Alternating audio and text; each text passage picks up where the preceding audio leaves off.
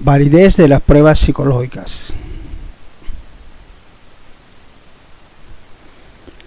Las pruebas psicológicas, o mejor dicho, las pruebas psicométricas, deben de poseer dos características básicas que determinan el nivel de importancia y calidad de las mismas.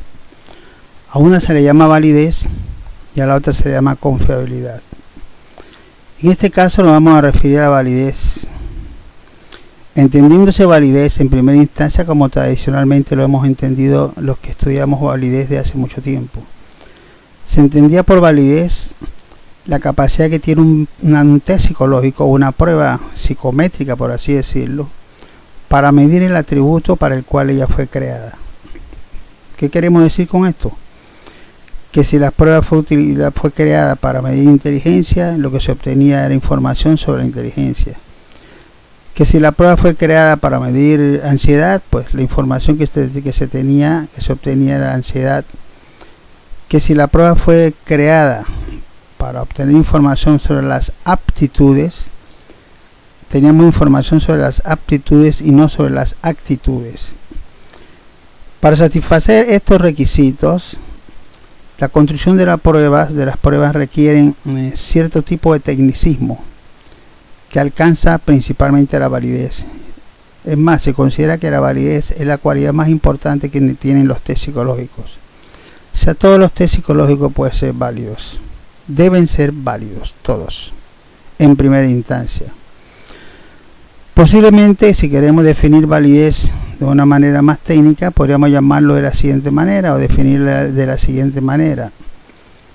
La validez es el grado en que la evidencia empírica y la teoría apoyan la interpretación de las puntuaciones del test en relación con su uso específico.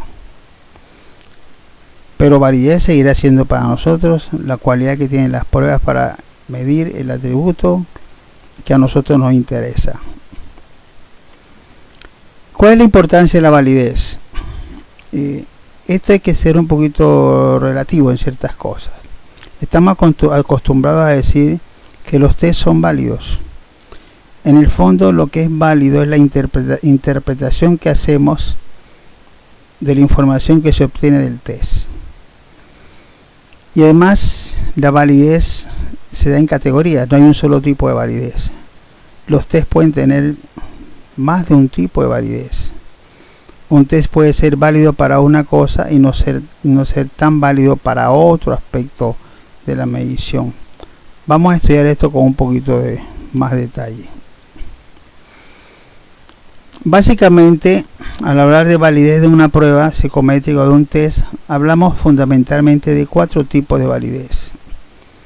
Uno se llama la validez predictiva, el otro se llama la validez concurrente, el otro lo llamamos validez contenido y el otro lo llamamos validez de constructo. Este orden no es un orden antojadizamente presentado. O sea, se inició por definir la validez predictiva porque ella se asoció con el desarrollo de las técnicas estadísticas. Y las técnicas estadísticas favorecieron en primera instancia el desarrollo o estudio de la validez predictiva. Pero vamos a verlo poco a poco. Lo importante en este momento es que si le preguntaran cuáles son los principales tipos de validez, pueden decir con toda certeza que son 3. La validez predictiva, 4, perdón. La validez predictiva, la validez concurrente, la validez de contenido y la validez de constructo. Todos son importantes. Se utilizan de acuerdo con las circunstancias y las necesidades. En un inicio, los test se utilizaban básicamente para satisfacer lo que se llama la validez predictiva. Eso fue producto del desarrollo de una técnica estadística que se llama la correlación, que permitió determinar si entre dos mediciones había cierto tipo de relación. Explicado de otra manera, si a una persona se le medía un atributo y se le medía en otro atributo, o a un grupo de personas se le medía un atributo y también se le medía en otro, se podía evaluar estadísticamente si la posición o los resultados de uno eran coincidentes o no coincidentes con los resultados en el otro. Si había coincidencia entre los dos, información que provenía de una técnica estadística que estaba en auge, que se llamaba la teoría de la correlación, nos indicaban que las dos pruebas estaban asociadas y que una de ellas podría servirnos para pronosticar a la otra. En ese caso, la validez se llamaba validez ligada a criterio, o sea, la validez de la prueba construida asociada con los resultados obtenidos en otra prueba y definidos estadísticamente a través de una herramienta que se llama la teoría de la correlación. Desde ese punto de vista, un test era válido para evaluar cualquier constructo con el que se correlacionara. Así que si una prueba de aptitud se correlacionaba matemáticamente o estadísticamente alto con una prueba de inteligencia, entonces decíamos que a partir de esa prueba, la prueba tenía validez predictiva, que a partir de una podíamos pronosticar la otra. Eso fue un principio. A medida que las técnicas estadísticas fueron avanzando y fue avanzando también los criterios teóricos que sustentaban la medición psicológica, estas cosas no solamente fueron cambiando, sino que fueron avanzando. Pero aún así, en este mismo momento, la correlación sigue siendo una técnica importantísima para el análisis de la validez de las pruebas.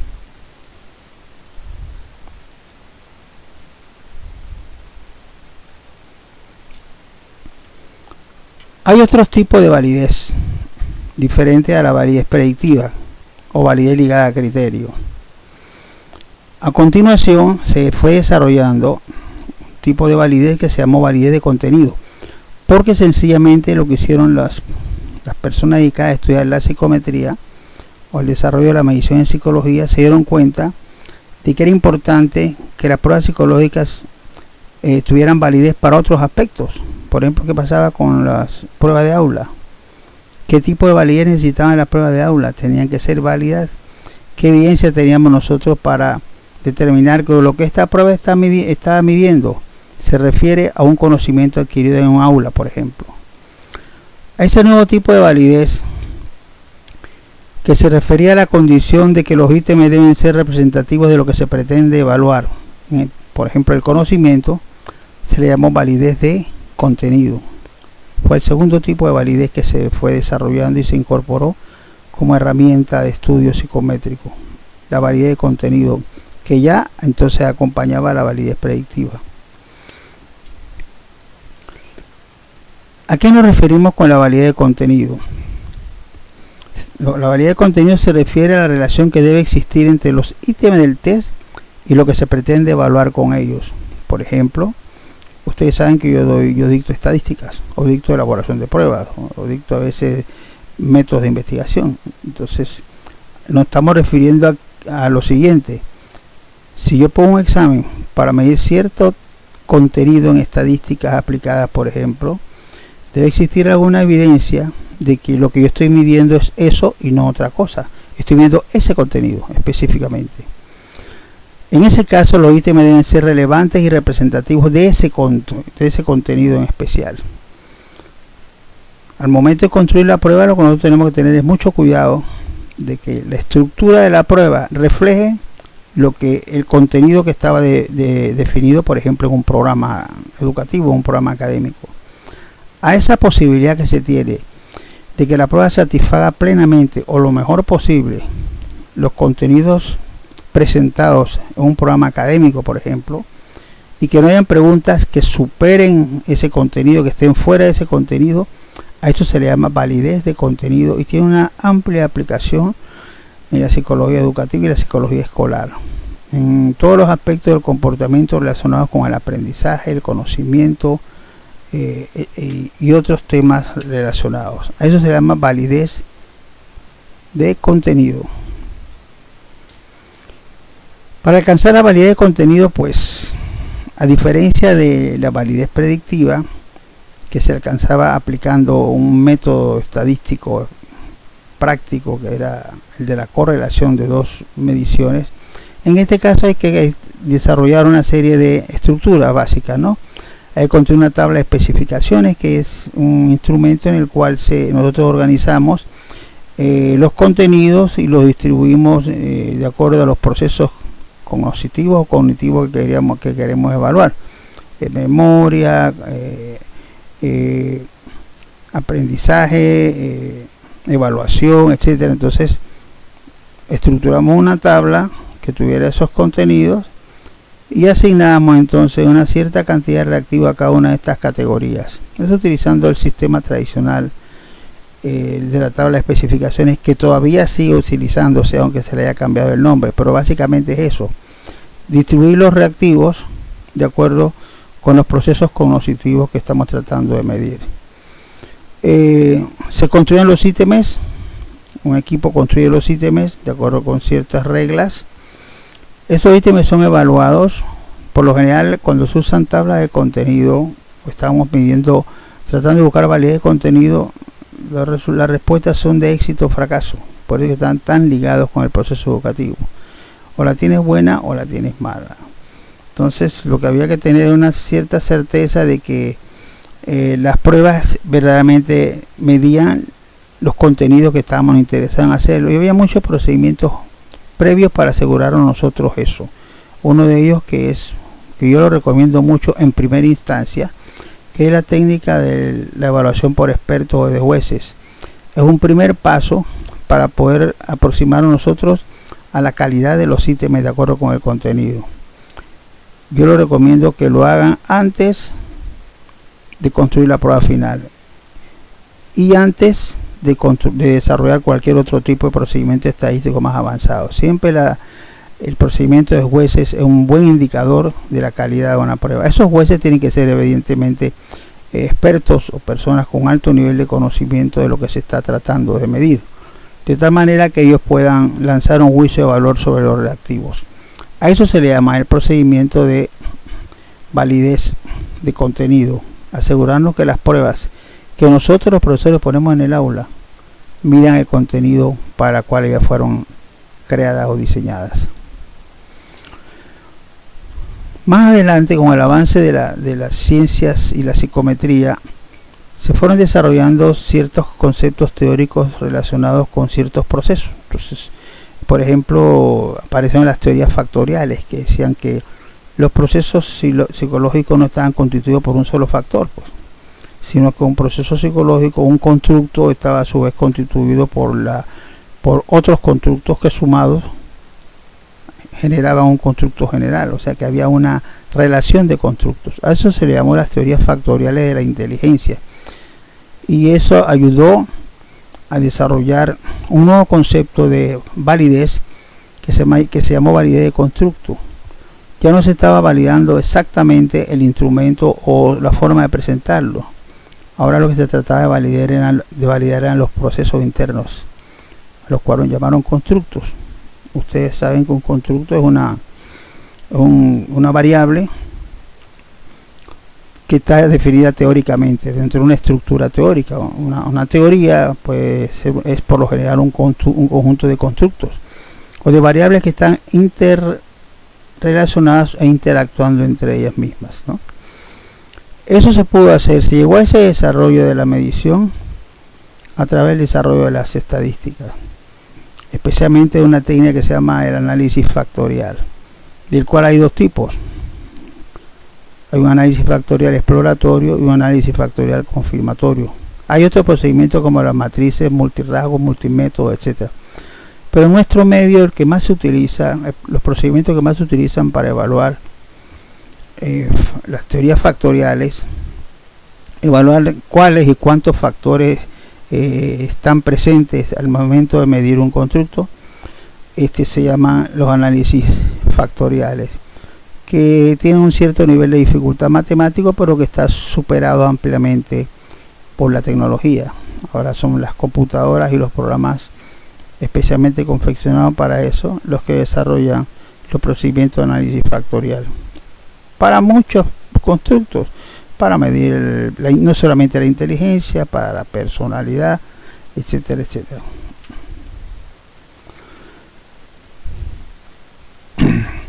Lo que hace el análisis de constructo, la validez de constructo, para alcanzar la validez de constructo, lo que tenemos que hacer es pesar cada uno de los reactivos y asignarle a cada uno de ellos una ponderación que nos indica a nosotros cuánta saturación tiene ese reactivo con relación a algún tipo de factor.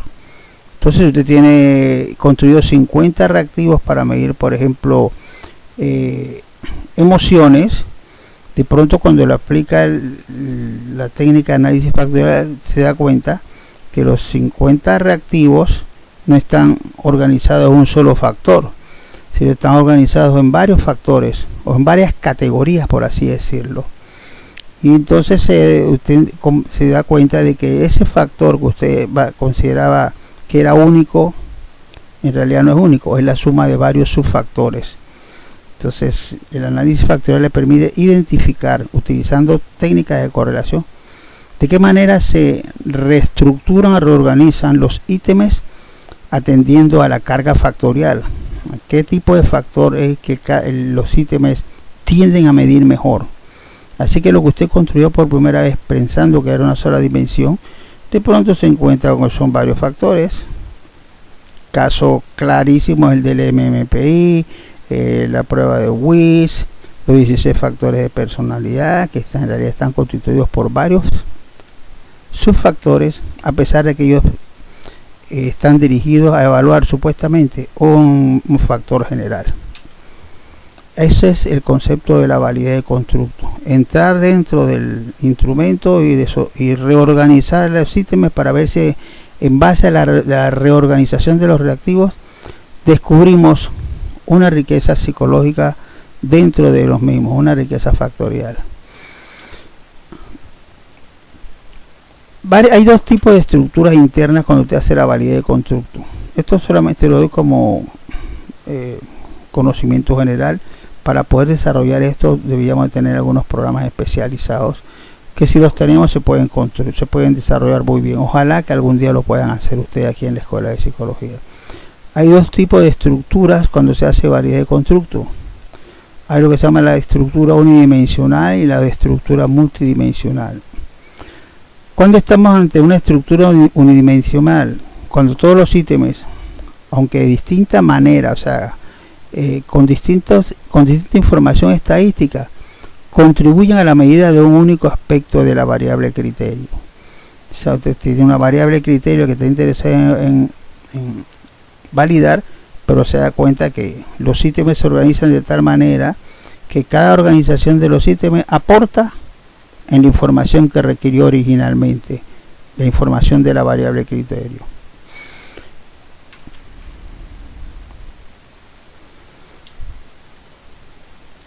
Aquí están dos formas de hacerlo: el análisis factorial, una técnica estadística. Aquí estamos resumiendo lo mejor, que permite estudiar cuánto contribuye un ítem al análisis de un factor. Se llama la estructura unidimensional.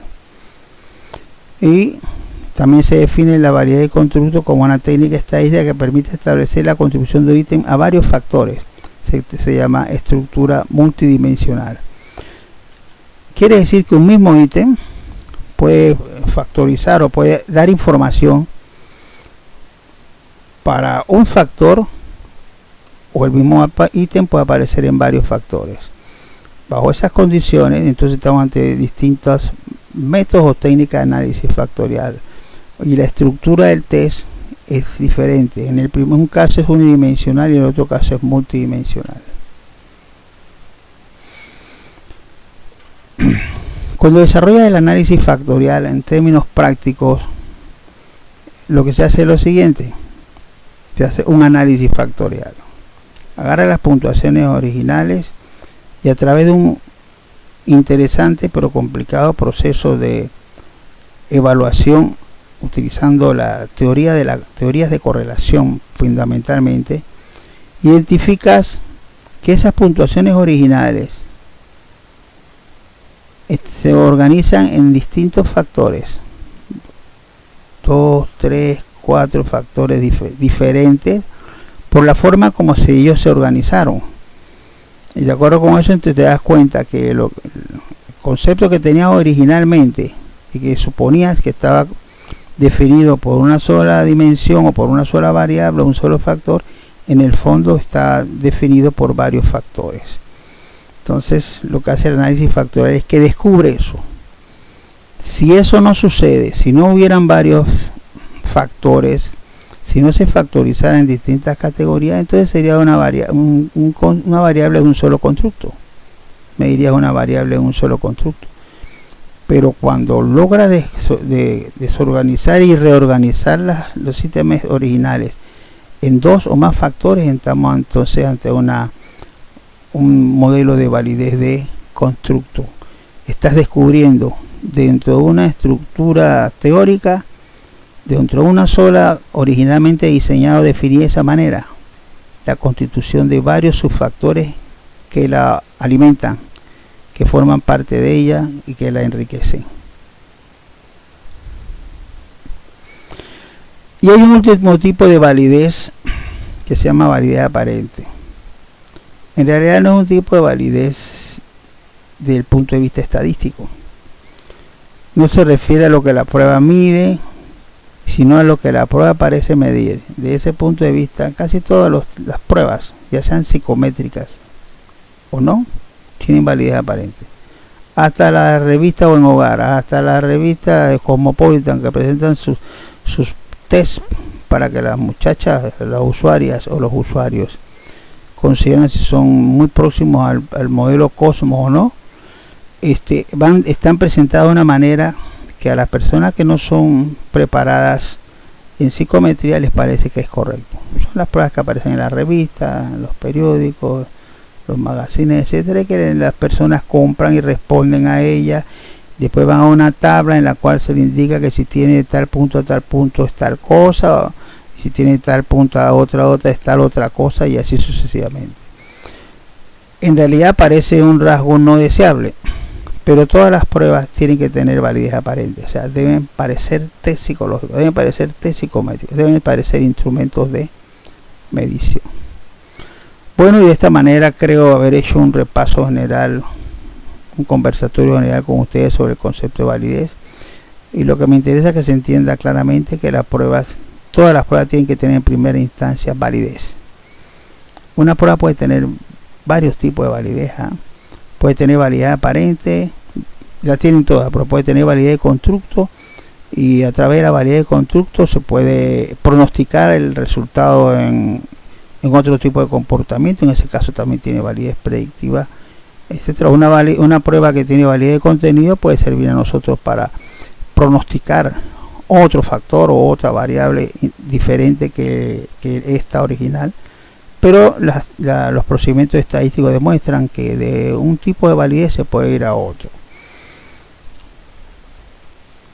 Muy bien, muchas gracias. Espero que con esto haya podido cubrir esa parte de la asignatura que no habíamos tenido tanto tiempo para tocar, tiempo que sí tuvimos para ver la confiabilidad. Bueno, ambas son importantes, no debe faltar ninguna de las dos en una prueba que se considere psicométrica, o sea, una prueba construida cumpliendo y satisfaciendo los requisitos teóricos y estadísticos que debe tener una prueba que verdaderamente nos aproxima a nosotros al ideal de la medición, que es el valor verdadero.